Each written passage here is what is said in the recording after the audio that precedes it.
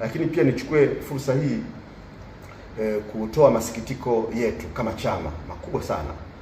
Leo asubuhi tumemsikia mkuu wa mkoa wa Kigoma, IGP mstaafu afande Simon Siro akizungumza na akitoa taarifa kuhusu jambo hili, na katika mazungumzo yake amezungumzia kwamba kifo hiki ni kifo kwa uzoefu wa kiaskari, ni kifo cha kawaida.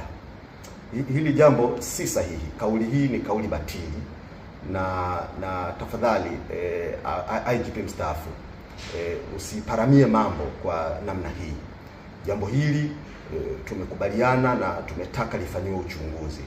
Unapo preempt kwamba kifo cha ndugu Dan Suez ni cha kawaida, kama hatutakubali na hatutaipokea sentensi hiyo, kwa sababu mazingira ya tuliyomkuta ndugu Dan tukiwa na askari polisi katika chumba chake yalikuwa ni mazingira ambayo wote ametupa mashaka sana, wakiwemo askari wenyewe tuliokuwa nao kwenye eneo la tukio. Wote tulimuona marehemu Suez akiwa pale chini, alikuwa anavuja damu, alikuwa amevuja damu puani, damu zilikuwa zinatoka mdomoni, damu zilikuwa zinatoka masikioni, damu zilikuwa zinatoka kwenye jicho la kushoto, damu zilikuwa zinatoka. Sasa unaposema ni kitu cha kawaida, haiwezekani kuwa kitu cha kawaida.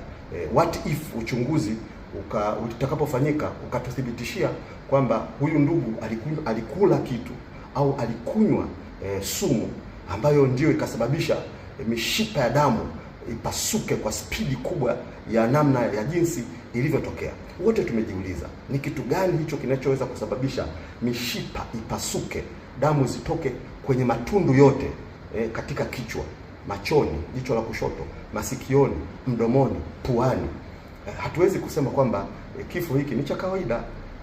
Maana yake tutakuwa tuna preempt uchunguzi, mwisho wa siku taarifa iseme ni kitu cha kawaida. Hapana, kauli hii ni batili, tunaikemea, tunailaani na hatuikubali, na Watanzania wapuuzie kauli hii ambayo pengine inataka kupreempt ripoti iseme nini. Uchunguzi huu utafanyika na tutakuwepo wote kushuhudia, kusimamia, ili tuelewe jambo hili, nini kimetokea kwa ndugu Dan Suez.